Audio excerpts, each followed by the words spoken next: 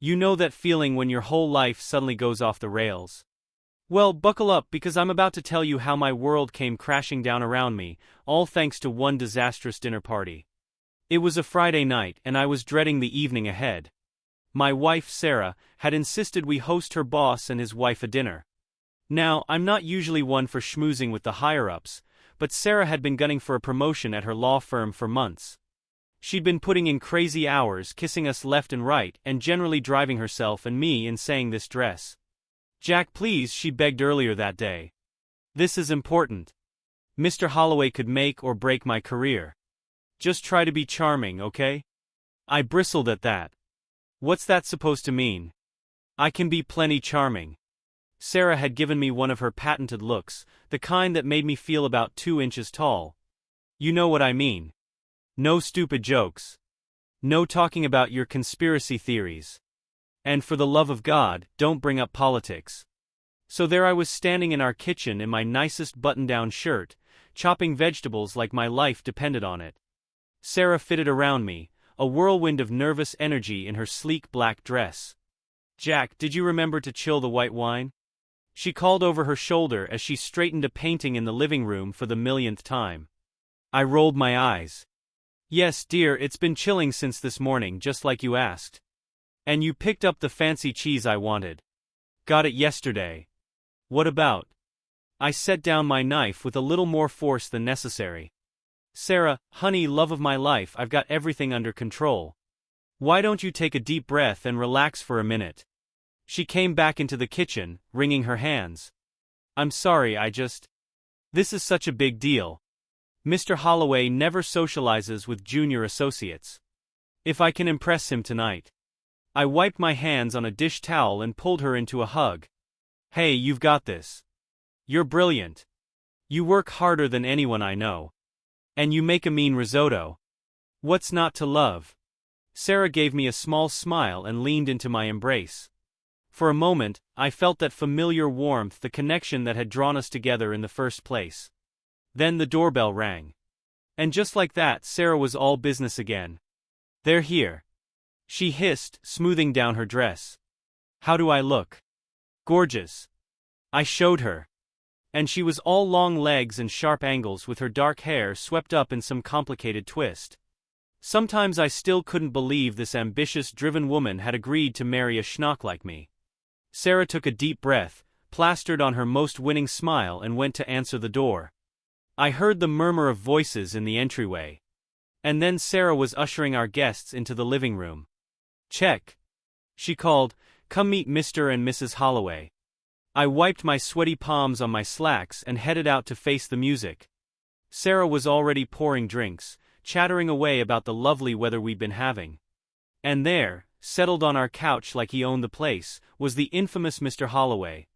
Look, I try not to judge people based on first impressions. But the moment I laid eyes on Richard Holloway, I knew we weren't going to get along.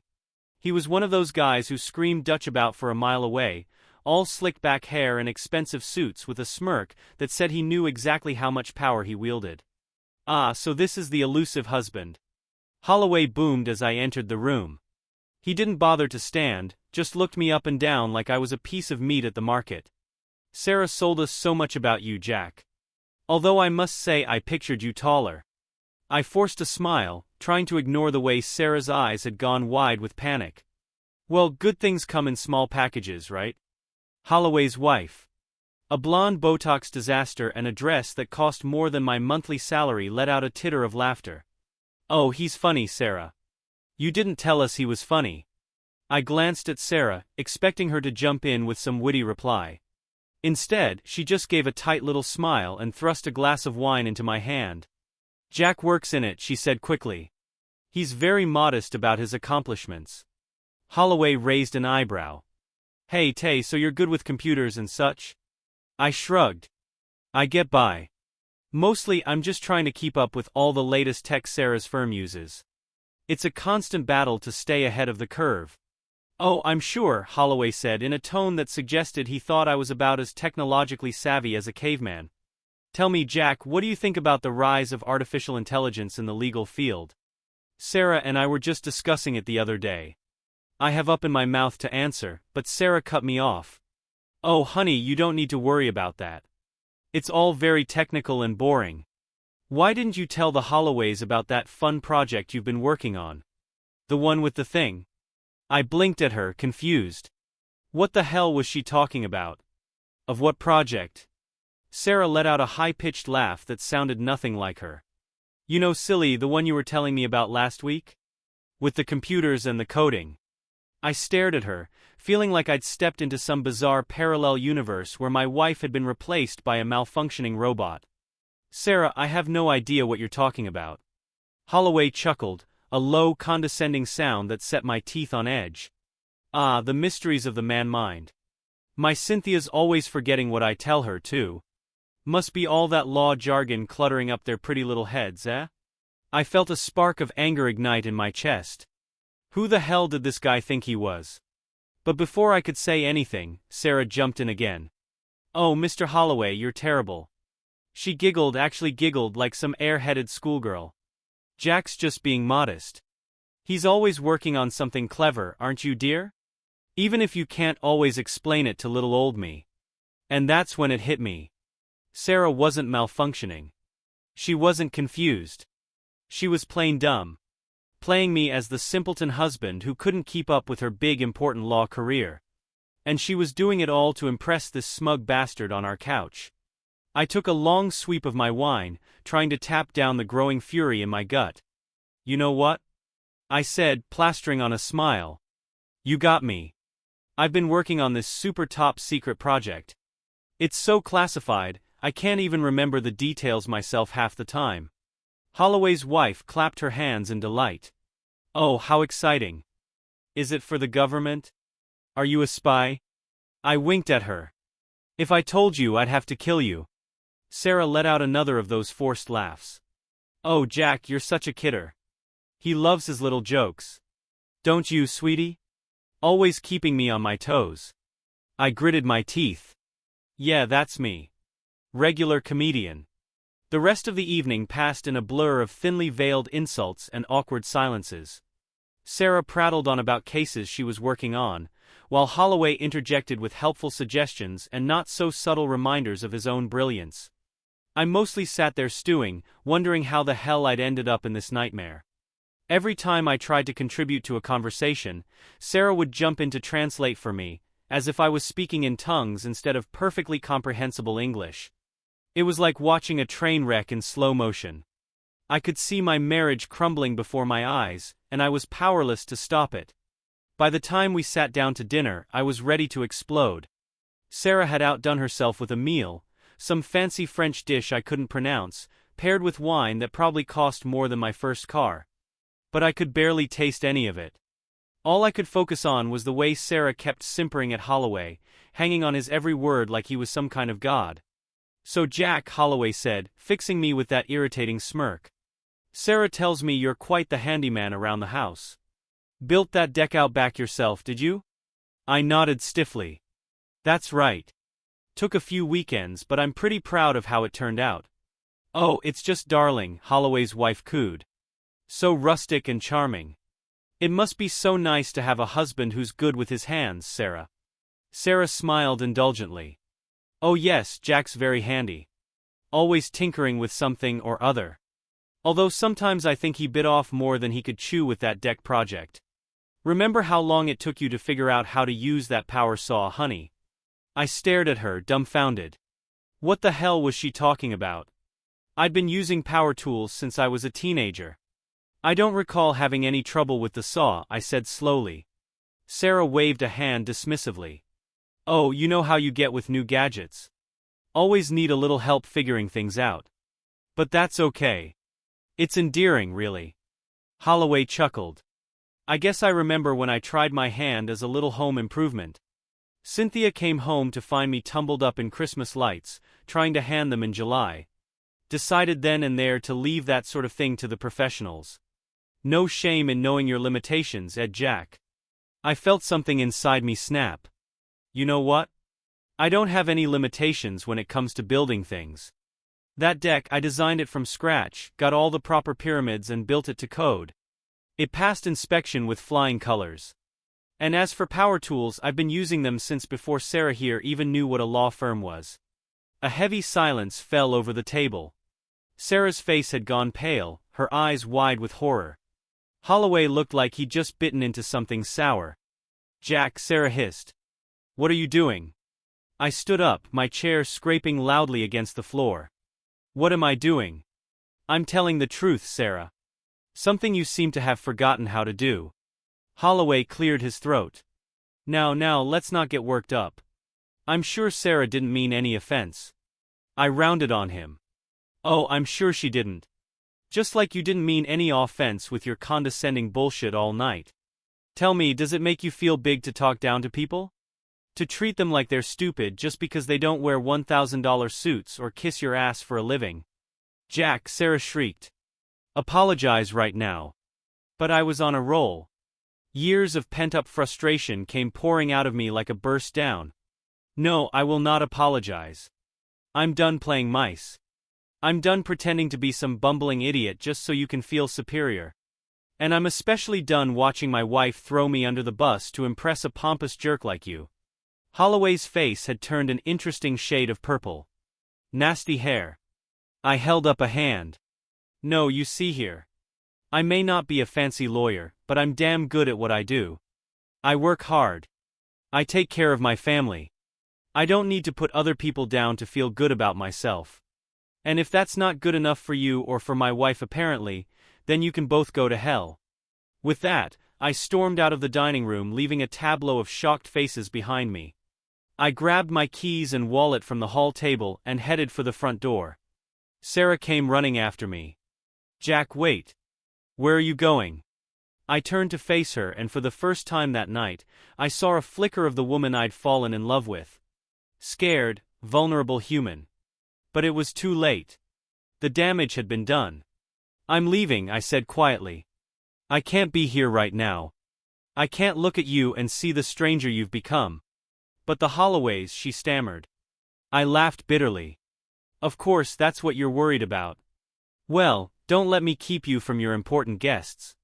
I'm sure you'll find some way to spin this into another charming anecdote about your idiot husband." I wrenched open the door and stepped out into the cool night air. Behind me, I could hear Sarah calling my name, her voice cracking with desperation. But I didn't look back. I got in my car and drove with no real destination in mind. I just knew I had to get away. I ended up at a dive bar on the outskirts of town. The kind of place where nobody asks questions and the bartender keeps a glass full. I must have looked like hell. Because the grizzled old guy behind the bar took one look at me and poured me a double without even asking. "Rough night," he grunted as I tossed back the whiskey. I let out a harsh laugh. "You could say that. Just found out my whole marriage is a lie." He nodded sagely like he heard this kind of thing every day. "Maybe he did. Women," he said, shaking his head. "Can't live with them. Can't shoot them. Want another?" I pushed my glass towards him. "Keep them coming." And so began the longest night of my life. I drank until the edges of the world got fuzzy. Until the ache in my chest dulled to a manageable throb. I poured out my story to anyone who would listen. The bartender, the guy shooting pool in the corner, even the bathroom attendant who looked like he'd rather be anywhere else. You know what the worst part is? I slurred to a woman who'd made the mistake of sitting next to me at the bar. I really thought we had something special.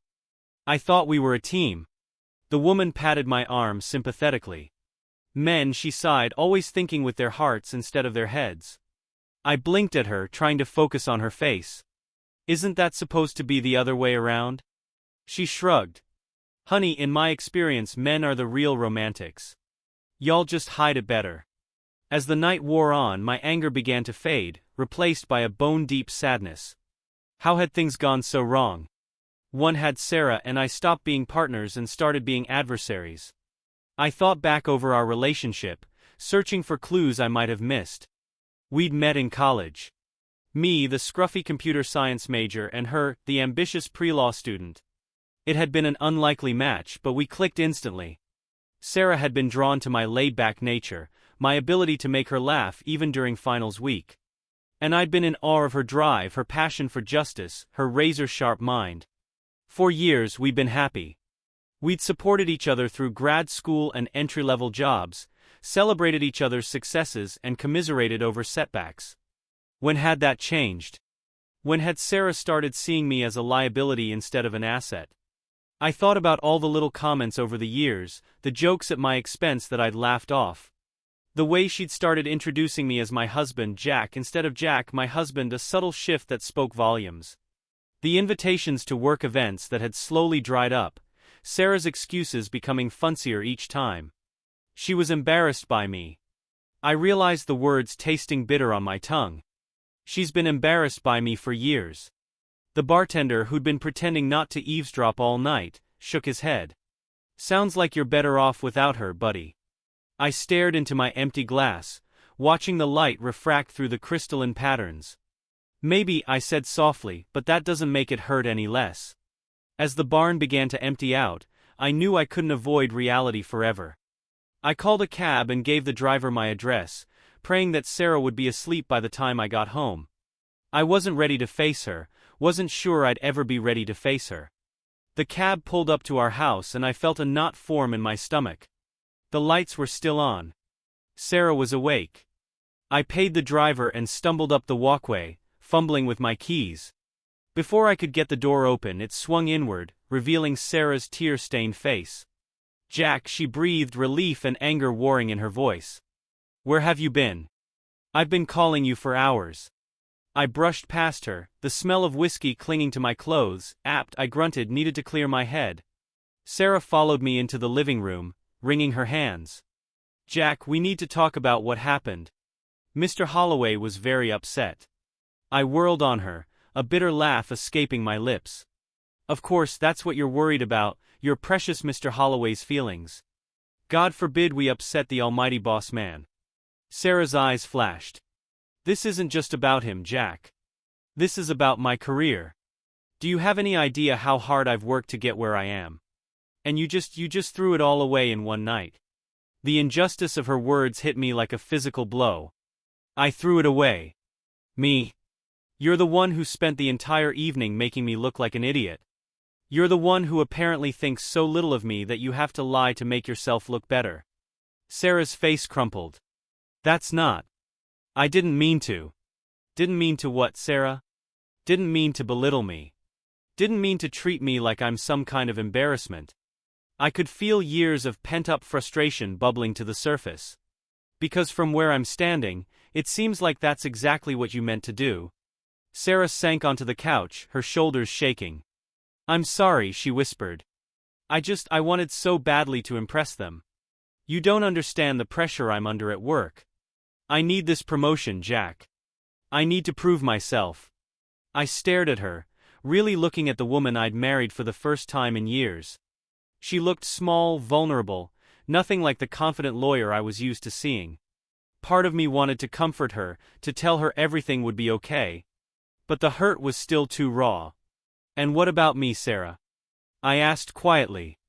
Where do I fit into this grand plan of yours? Am I just some prop you can use to make yourself look better? Some bumbling sidekick to your brilliant legal mind? Sarah looked up at me, her eyes pleading. No, of course not. You're my husband. I love you. The words rang hollow. Do you? Because tonight it felt a lot like you were ashamed of me. Sarah flinched. I'm not.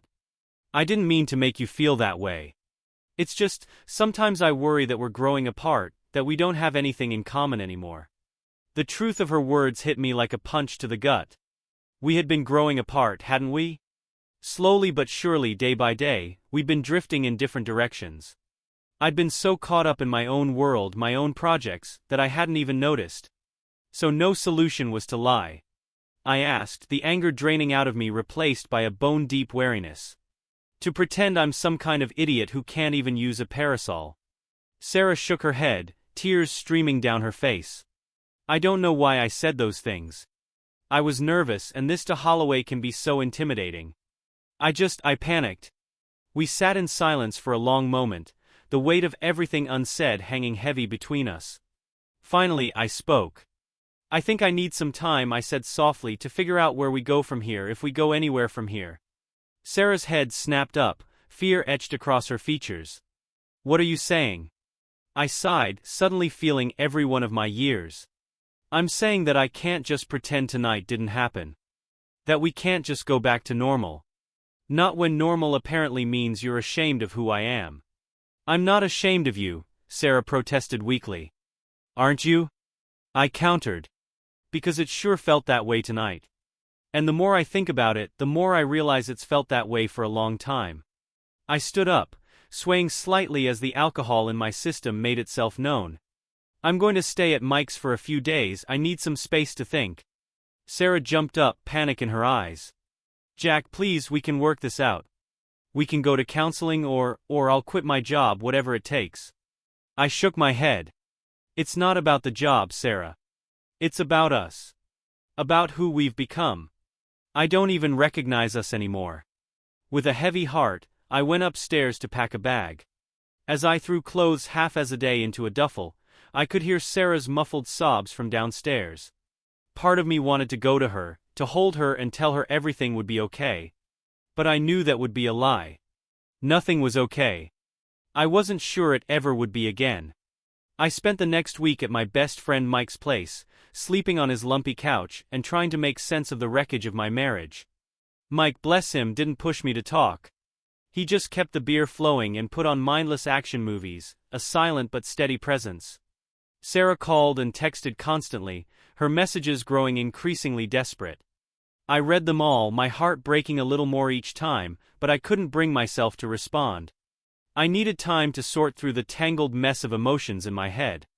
It was on day 5 of my self-imposed exile that Mike finally broached the subject. Slowly said, tossing me a beer as we settled in for another night of numbing our brains with explosions and car chases. You gonna tell me what's really going on, or do I have to beat it out of you? I sighed, popping the tab on my beer. It's complicated. Mike snorted. No shit, Sherlock.